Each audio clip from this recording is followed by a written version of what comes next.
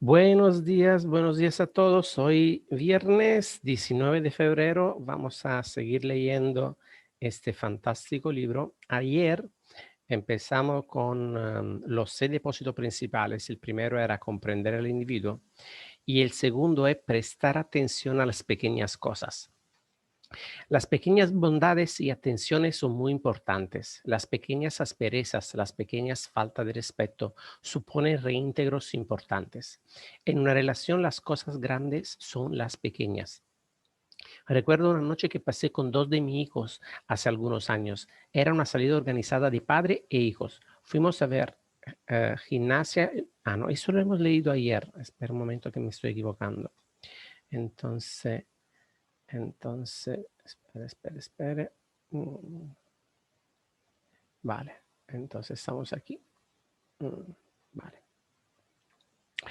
Demostrar integridad personal. La integridad personal genera confianza y constituye la base de muchos tipos diferentes de depósitos. La falta de integridad puede socavar casi cualquier otro esfuerzo tendente a crear grandes cuentas de confianza. Es posible tratar de comprender, recordar las pequeñas cosas, mantener las promesas, aclarar y satisfacer las expectativas sin que por ello se constituyan reservas de confianza si las personas actúan con duplicidad interior. La integridad incluye la veracidad, pero va más allá de ella.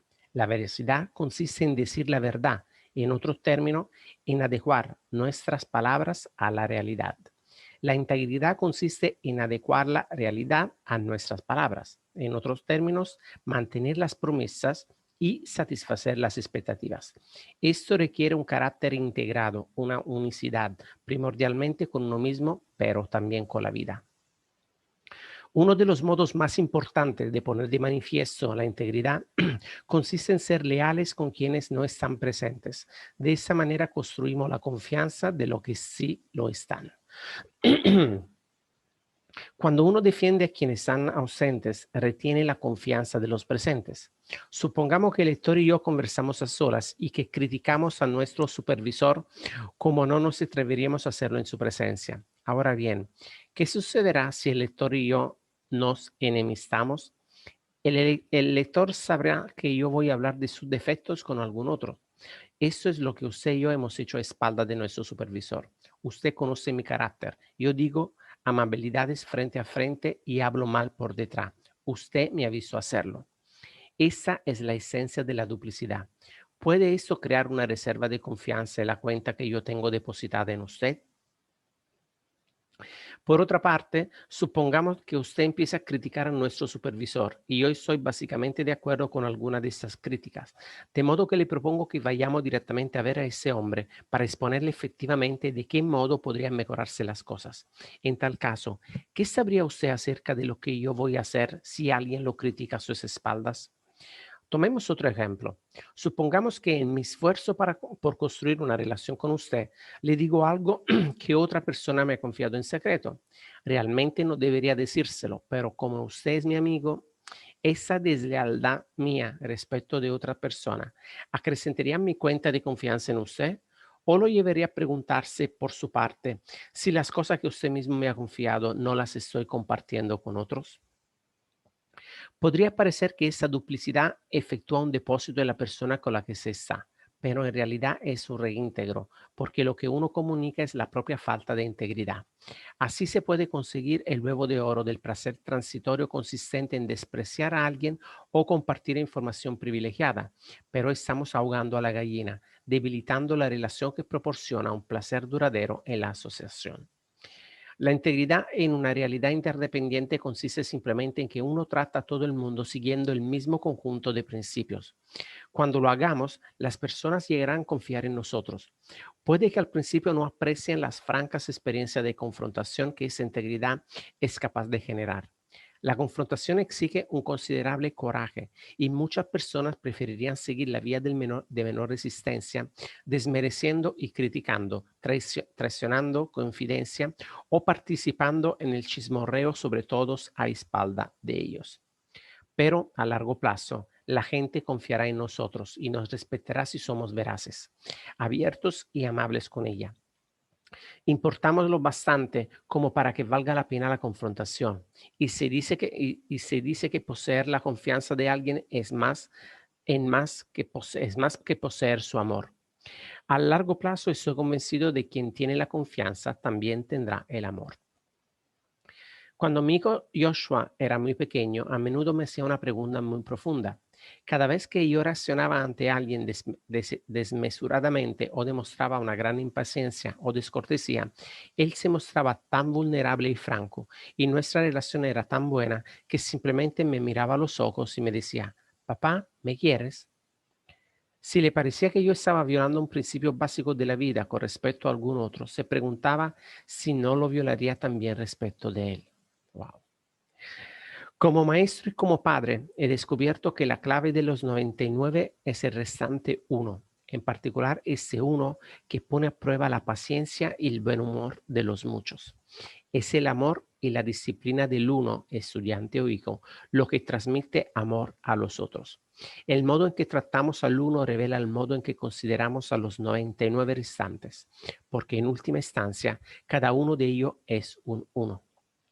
Integridad significa también evitar toda comunicación engañosa, desleal o que no respete la dignidad de las personas. Según la definición de la palabra, mentira es toda comunicación que intenta engañar.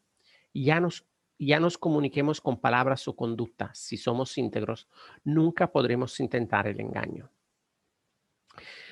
Disculparse sinceramente cuando realiza un reintegro. Cuando realizamos reintegros de una cuenta bancaria emocional, debemos disculparnos y hacerlo sinceramente.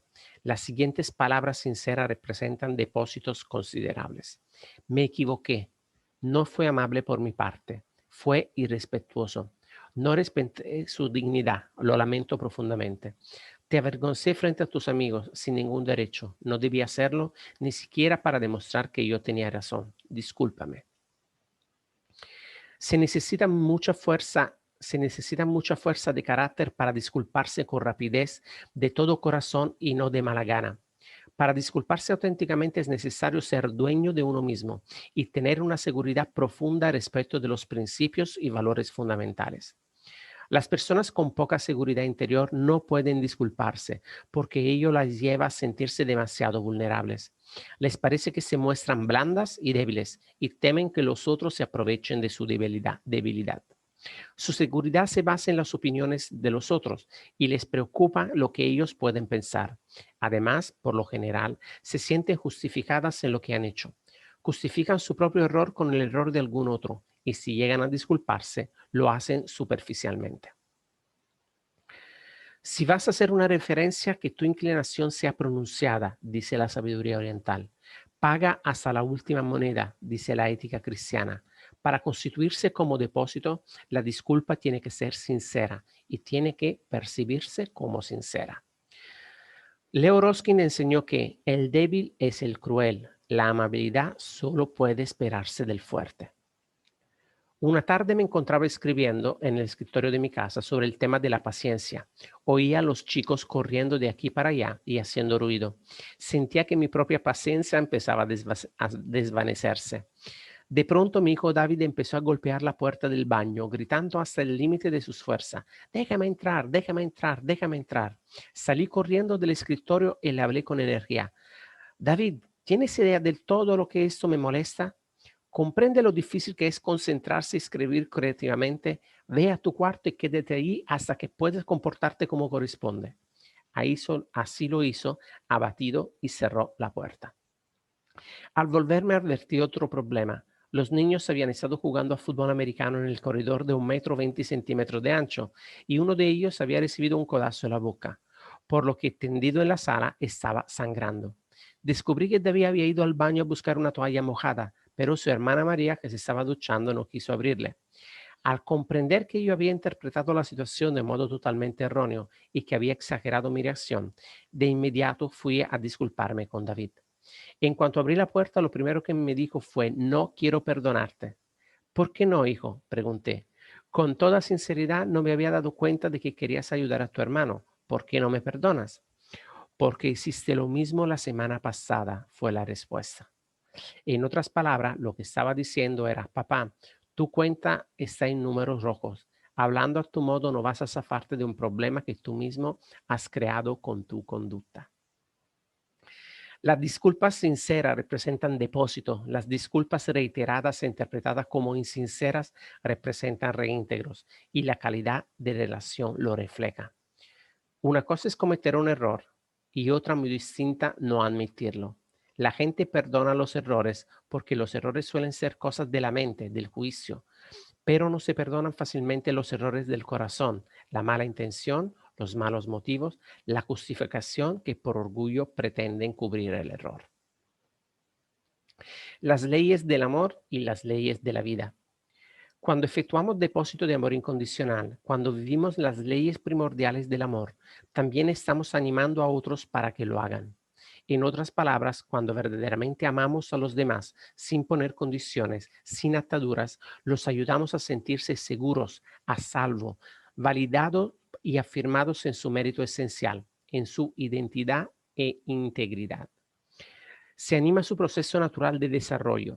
Les facilitamos la vivencia de las leyes de la vida, cooperación, contribución, autodisciplina, integridad, y a descubrir y ser fieles a lo mejor y más importante de su propio, y a descubrir y ser fieles a lo mejor y más importante de su propio interior.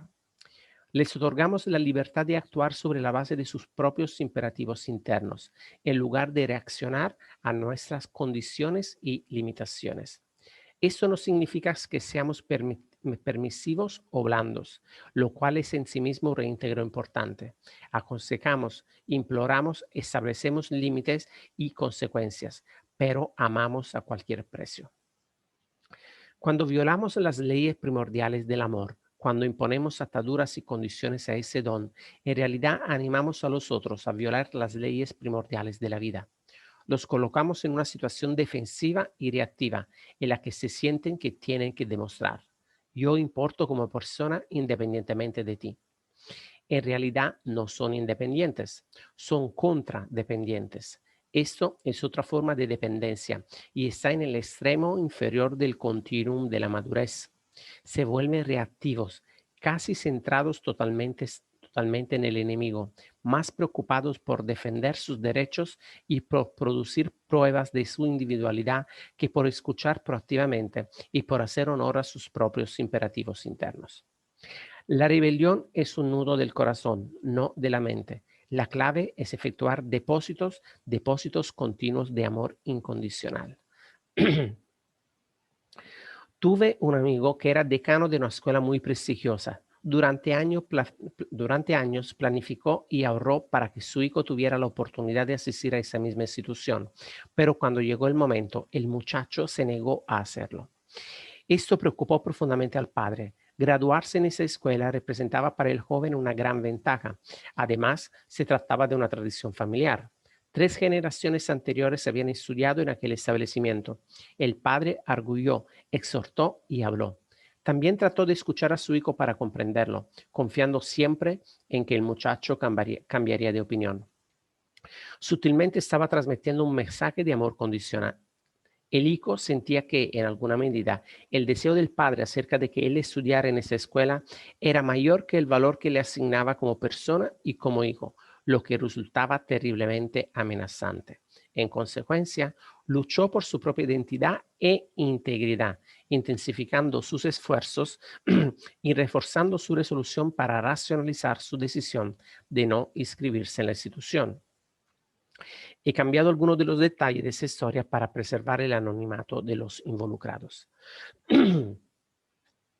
Después de un intenso autoanálisis, el padre optó por hacer un sacrificio, renunciar al amor condicional. Sabía que el hijo podría no efectuar las elecciones que él deseaba. Sin embargo, padre y madre resolvieron amar al hijo incondicionalmente, con independencia de su elección. Resultaba extremadamente difícil porque el valor de la experiencia educativa del joven estaba muy cerca de sus corazones y porque se trataba de algo que habían planeado y por lo que habían luchado desde su nacimiento. Padre y madre atravesaron un proceso muy difícil de reescritura del guión, luchando por comprender realmente la naturaleza del amor incondicional. Le dijeron al muchacho lo que estaban haciendo y por qué, y también que habían llegado a un punto en el que podían decir con toda honestidad que la decisión que tomara no afectaría ni en lo más mínimo el amor incondicional que experimentaban por él. Ellos no hacían eso por manipularle, para ponerlo en orden. Lo hacían como prolongación lógica de su crecimiento y de su carácter. El muchacho casi no reaccionó en aquel momento, pero en este punto sus padres poseían un paradigma tal de amor incondicional que sus sentimientos no podían variar por ello. Más o menos una semana después, el hijo les confirmó su decisión de no ir a aquella escuela. Ellos estaban perfectamente preparados para tal respuesta y siguieron demostrándole un amor incondicional. Todo estaba en orden y la vida continuó normalmente. Al cabo de poco tiempo ocurrió algo interesante. Como el chico ya no sentía la necesidad de defender su posición, sondeó más profundamente su interioridad y descubrió que en realidad quería pasar por aquella experiencia educativa.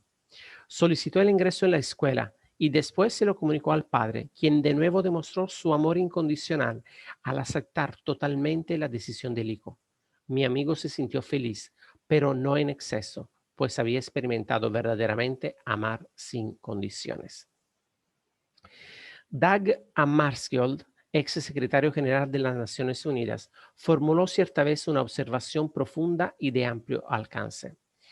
Es más noble entregarse por completo a un individuo que trabajar con diligencia por la salvación de las masas.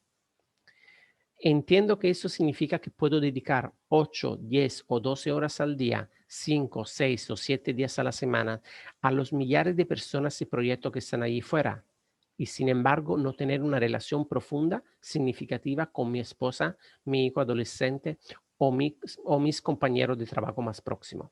Y requeriría más nobleza de carácter, más humildad, coraje y fuerza, reconstruir estas relaciones singulares que seguir consagrando todas esas horas a una multitud de personas y causas.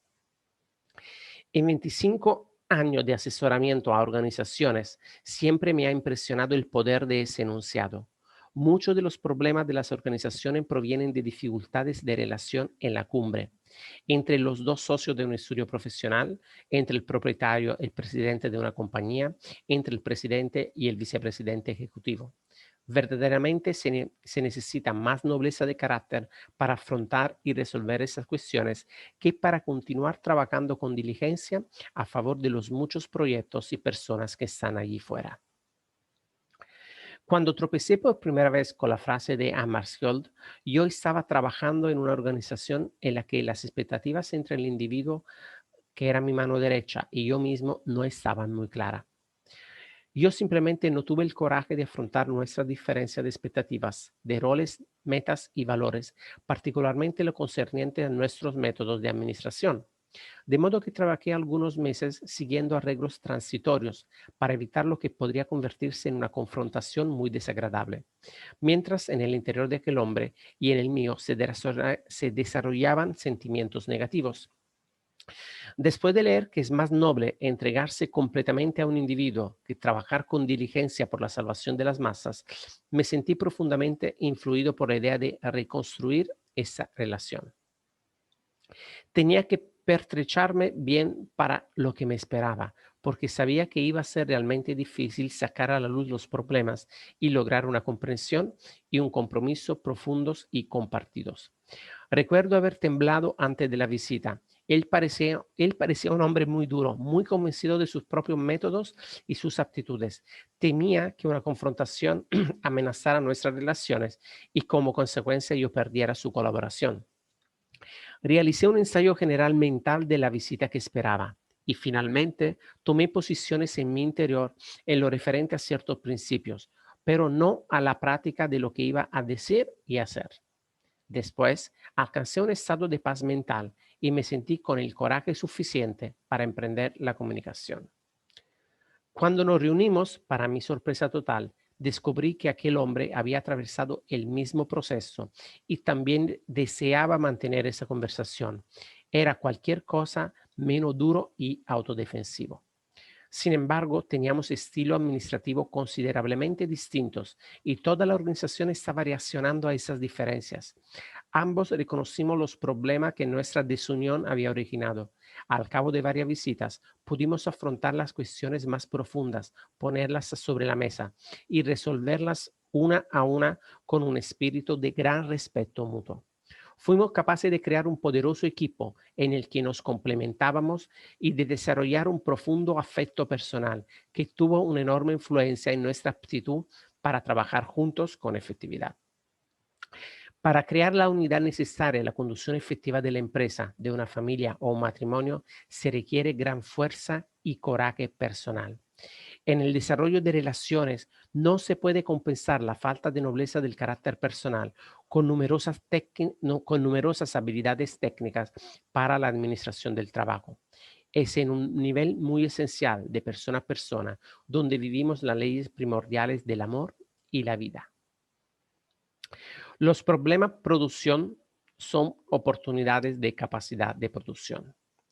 Esta experiencia también me enseñó otro poderoso paradigma de interdependencia concerniente al modo en que vemos los problemas.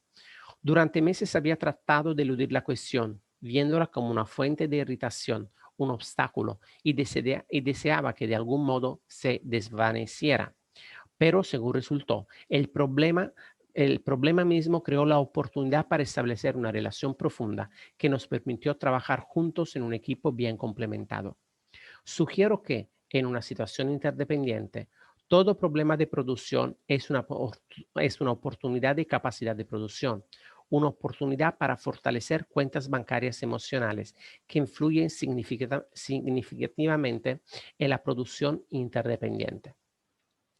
Cuando los padres consideran los problemas de los hijos como oportunidades para construir la relación y no como causa de una irritación negativa y molesta, cambia totalmente el carácter de la interacción padre-hijo. Los progenitores pasan a estar más dispuestos, incluso entusiasmados, a comprender en profundidad y ayudar a los hijos. Cuando un hijo se acerca a ellos con un problema, en lugar de pensar, oh no, otro problema, su paradigma es, aquí tengo una gran oportunidad para ayudar realmente a mi hijo y para realizar un depósito en nuestra relación. Muchas interacciones dejan de ser de transición para ser de transformación. Cuando los hijos sienten el valor que los padres asignan a sus problemas y a ellos como individuo, se crean fuertes lazos de amor y confianza. Este paradigma es también poderoso en la empresa. Una cadena de tiendas que opera siguiendo ese paradigma gana la lealtad de sus clientes. Cuando un cliente entra en una tienda con un problema, por pequeño que sea, los empleados de inmediato lo consideran como una oportunidad para establecer una relación. Responden con el deseo positivo y jovial de resolver la dificultad de un modo que deje contento al cliente.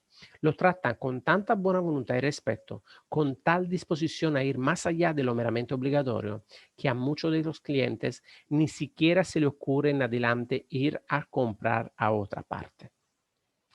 Al reconocer que el equilibrio producción-capacidad de producción es necesario para la efectividad en una realidad interdependiente, podemos valorar nuestros problemas como oportunidades para aumentar la capacidad de producción.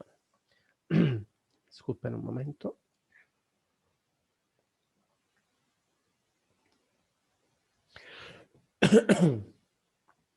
Bien.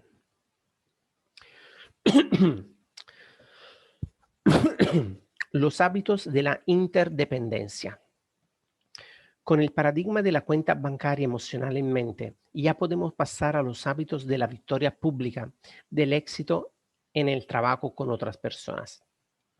Al hacerlo, al hacerlos, veremos de qué modo esos hábitos actúan conjuntamente para crear una interdependencia efectiva. También advertiremos cuán poderosamente tenemos impresas otras pautas de pensamiento y conducta.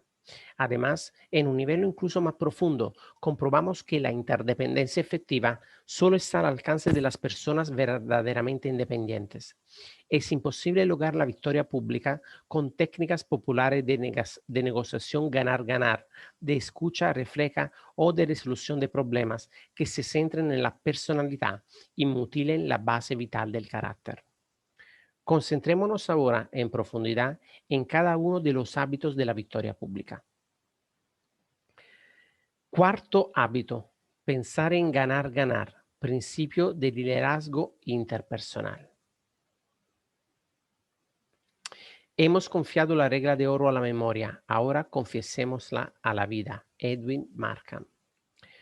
En una oportunidad me pidieron que trabajara con una compañía a cuyo presidente le preocupaba mucho la falta de cooperación entre su personal. Nuestro problema básico, Stephen, es que son egoístas, me dijo. Sencillamente no quieren cooperar. Si lo hicieran, sé que podríamos producir mucho más. ¿Puede usted ayudarnos a elaborar un programa de relaciones humanas que resuelva el problema?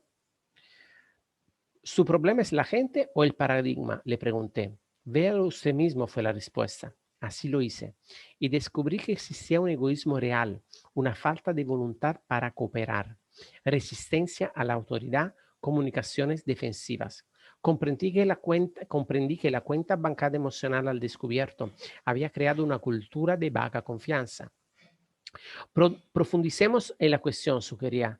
¿Por qué su personal no coopera? ¿Cuál es la recompensa por no cooperar? No hay ninguna recompensa por no cooperar, me aseguró. Las recompensas por cooperar son mucho mayores. ¿Lo son? Insistí. En una pared de la oficina de aquel hombre había un gran cuadro cubierto por una cortina. En el cuadro se veían unos cuantos caballos de carreras alineados en una pista. En lugar de cabezas, los caballos tenían las caras de los gerentes. Al final de la pista había un hermoso cartel de agencia de viajes con un paisaje de las Bermudas, un panorama idílico en el cielo azul, jirones de nubes y una romántica pareja que caminaba tomada de la mano por una playa de arena blanca. Una vez a la semana el hombre reunía a su personal en aquella oficina y hablaba sobre la cooperación. Trabajemos juntos, si lo hacemos todos ganaremos más dinero. Después retiraba la cortina y les enseñaba el cuadro. ¿Quién de ustedes va a ganar el viaje a las Bermudas? Eso era como pedirle a una flor que creciera y regara otra. Como decir, los despidos continuarán hasta que suba la moral. Él quería cooperación, quería que su gente trabajara conjuntamente, que compartiera ideas, que todos se beneficiaran con el esfuerzo, pero al mismo tiempo los ponía en una situación de competencia. El éxito de un gerente significaba el fracaso de los otros. El problema de esa compañía era el resultado de un paradigma defectuoso, como suele ocurrir con muchos problemas entre personas en la empresa, en la familia y en otros tipos de relación. El presidente pretendía obtener los frutos de la cooperación partiendo de un paradigma de competencia. Y como no lo conseguía, quería una técnica, un programa, un arreglo rápido que actuara como antídoto e hiciera que su personal cooperara. Pero no se puede cambiar el fruto sin cambiar la raíz. Trabajar sobre las actitudes y conductas equivale a arrancar las hojas del árbol. De modo que, en cambio, debemos concentrarnos en producir una excelencia personal y organizacional de un modo enteramente diferente, creando sistemas de información y recompensa que refuercen el valor de la cooperación. Sea uno el presidente de una compañía o el portero, en el momento en que pasa de la independencia a la interdependencia, avanza hacia un rol de liderazgo. Se encuentra en la posición de influir sobre otras personas y el hábito del liderazgo interpersonal efectivo es pensar en ganar, ganar.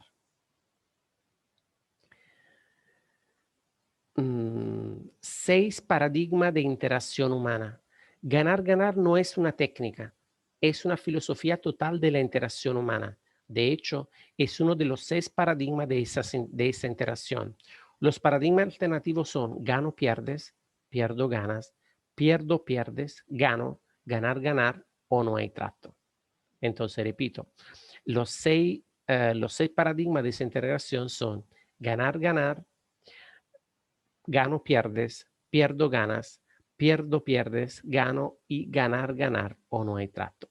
Hacemos una cosa, lo dejamos aquí para que el lunes podemos leer todo eso, todos los 6 paradigmas, ¿vale? Y tener un cuadro completo el lunes mismo. Así que voy a dejar de grabar ahora y dejar de emitir en vivo. Nos veremos el lunes a la misma hora y vamos a compartir un ratito.